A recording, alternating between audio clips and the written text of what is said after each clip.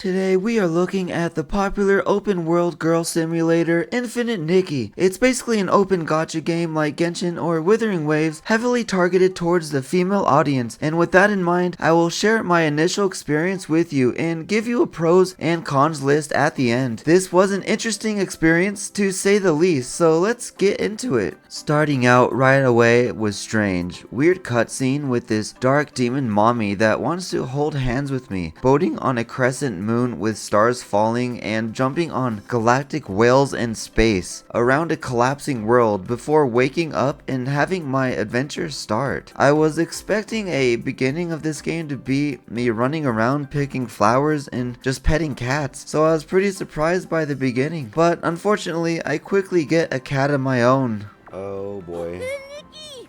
Nikki! Oh no, it can talk. Oh no, I don't want it. I don't want it. Listen to us. To find Can the I miracle outfits. unsummon him? And I'm not kidding you when I say I was looking for a way in the settings to get rid of Momo. Then the icing on the cake, the game introduces me its gacha systems. Just like other gachas, it gives you a free spin and tries to help you spend more money in the game. Unfortunately, I only got new heals which only had a level 3 sexy meter. After all that, I met a new mommy, then proceeded to have more menus to learn, and I was a bit overwhelmed with all the systems it was throwing at me. I also wasn't at all interested in all the clothes and crafting, but again, I'm not the target audience, so I just trudged along until I was finally in the open world. It was pretty nice seeing the NPCs throughout the town. They actually do things for the most part and talk. Many people are in a coma. Oh, that's not good.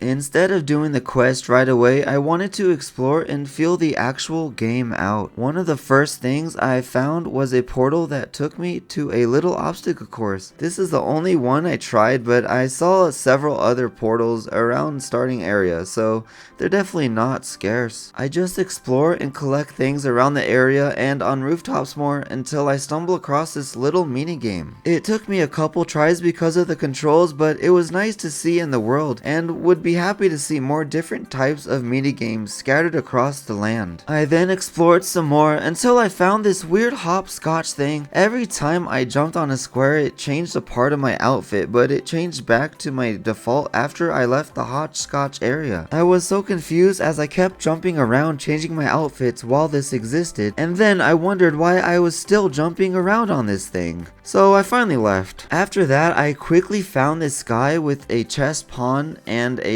poker card above his name. I was excited to try them out in this game, but then he offered me a hot air balloon trip to look around my scenery. If you think that was disappointing, wait till you actually use the air balloon. It barely moves and then the trip just ends and you teleport back to the ground. I wanted to glide on it more, but after that I head to a quest which led me to this Giovanni character. Something about hanging wishes on a tree, so I just grab his wish paper and then I meet something even more annoying than my own cat. And that shouldn't be possible, but here we are. Excuse me, Miss Nikki. Hi. I just wanted to say. Oh god.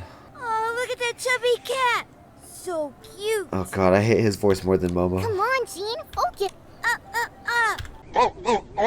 My brain was melting with these kids' voices that I think I missed where exactly this floof item was, so I never found it, but that's okay with me. I then learned this crazy new ability where I swap to another outfit and give animals baths, so I tried not to use that again ever, and we carried on. All I did for the rest of my time was shooting enemies and doing the open world puzzles. I kept one-shotting every enemy around this area, but I'm not sure if that's just because it's the beginner zone. Exploring for me was okay, but the invisible barrier stopping me from really feeling like I can explore was disappointing, and I felt the exact same when I was exploring Genshin Impacts for the first time. I also think not being able to swim is weird, and at least have some kind of short stamina meter. It just feels not realistic. If you really like different outfits and accessories to try on though, you'd like this gacha a lot more than myself. but it definitely has its audience, and I understand I'm not the target market audience. So with that in mind, I will give you my pros and cons about this game, starting with the pros. Explanation will be my first pro. The most fun I had in this game was just simply jumping around on things, sprinting off cliffs, and then gliding down. While exploring, there are a bunch of different puzzles and mini games to find around the world, and I think that's kind of cool as well. Next, we have the NPCs. Nothing is super amazing about them, especially their models, but they somehow seem to make this little village pretty lively, at least. Lastly, the coziness of the game I will put in the pros. It definitely has its audience if you enjoy that type of thing. But the cons, I'll gladly give it to my cat. And while we're here, the kids can be here too, just cause I can.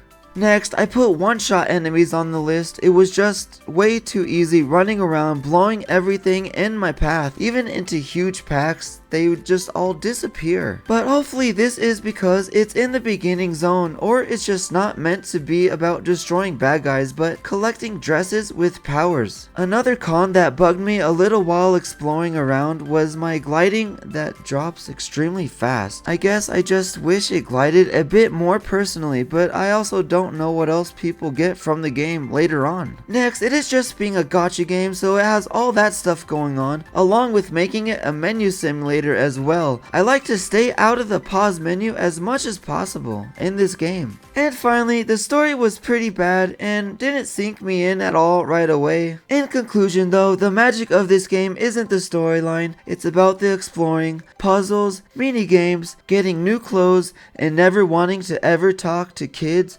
or cats again.